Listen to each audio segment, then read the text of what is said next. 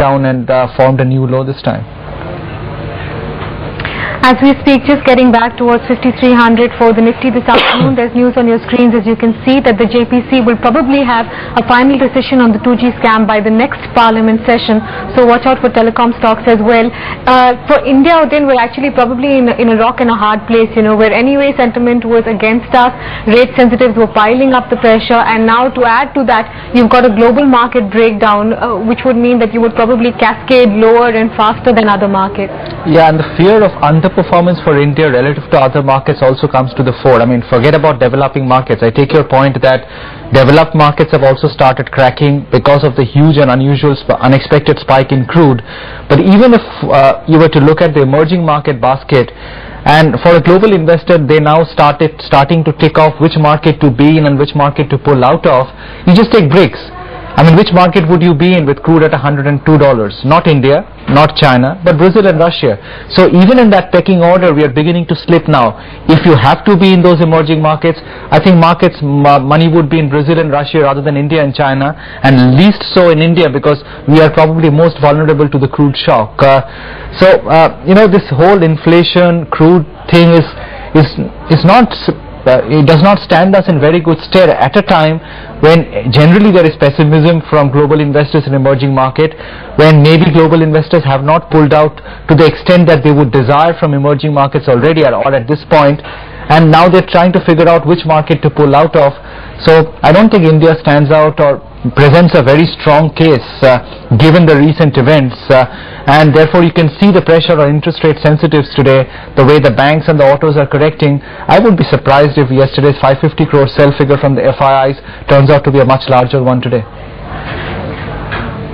Couple of other important details on your screens right now. One, the fact that many European markets have opened weak, so things like the CAC and the DAX have lost about 1%.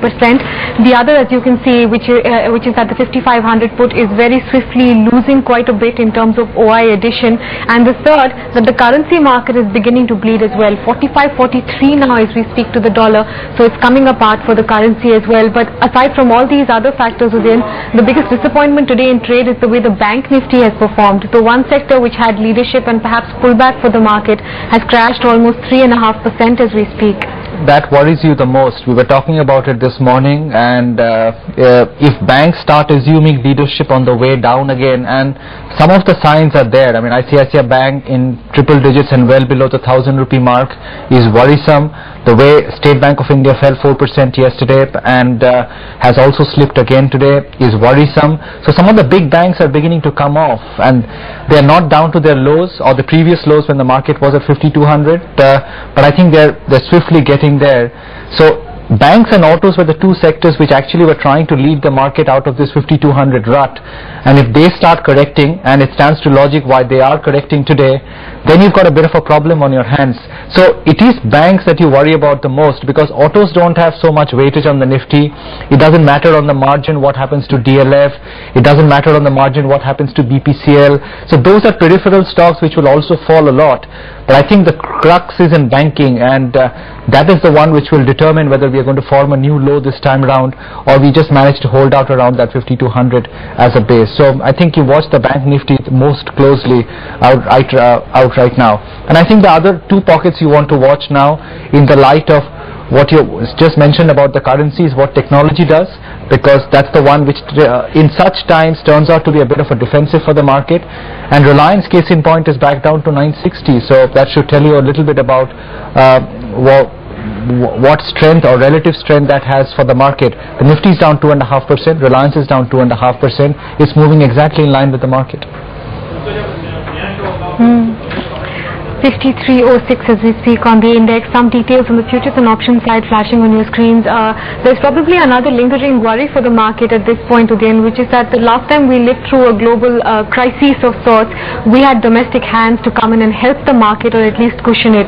This time round, there isn't that much by way of domestic participation or assistance either. No, there isn't much money. Mutual funds are very marginal players in the system right now with the kind of cash they have. We are at the end of February, so if January, February had to be some kind of a patch for insurance companies, they might have put some money to work, but I don't think they're buying a whole lot now, as is evident in the screen. So I think it's pretty much between FIIs and domestic traders who are setting the prices at this point, and you know which side both of those groups are now. I think domestic traders have got hit on the chin today after the fall. I don't think they were bargaining for a 5300 or sub 5300 level today, and FIIs I guess would have been bearish for a while now in India, and they would continue to be after the kind of spike that they have seen in crude. So both the key participants at this point are standing on one side, and I think the buyer side is very, very thin at this point, which is why you're seeing stock prices come off as sharply as it has today. So I don't know, you can take a call on the market saying prices are attractive and therefore you buy, but frankly, if in 10 days time crude is at $120, where is the market going to be? Despite any kind of value, it will be much lower than where we are today. So it's an evolving situation globally. There is a geopolitical scare, and you need to be a bit careful about what you're doing without getting wedded to individual levels on the Nifty. As many of our guests have pointed out, Udayan, expectations this time from the budget are probably at an all-time low. We don't expect to see anything. But just on the margin, if there is disappointment in terms of there being too high a spend, or the fact that the fiscal deficit target is much higher than the market is watching for, that could be quite debilitating for us. Frankly, Mitali, I don't see how the budget can be great. I fail to see what can be great about the budget. If on that particular day the market chooses to see it in a positive light, that's a different matter. The one thing which is important in the budget, or maybe the two things, is one, what the guidance is for next year's fiscal deficit or fiscal situation, and of course if there is a surprise on GST or DTC and that implementation. I think for the latter, given the current situation, you can rule that out. For the former, you can see what has happened with crude. At a time like this, even if the finance minister were to come in and say, I will do this much from asset sales, and after having spent so much on oil and fertilizers, whatever he has to spend on oil next year, I will still do 4.6% GDP fiscal deficit as percentage of GDP. Will the market believe it? So, these are simple maths to do. What's your oil sector hit? What's your fertilizer sector hit? What is your NREGA hit? And given that next year you don't have the bonanza from 3G, and you probably have a rocky kind of a asset sale situation with ONGC and IOC in this kind of a crude situation, where is the money going to come from? So, I don't know what the communication will be, but it seems like a very difficult budget where you can actually positively surprise the street to a great extent.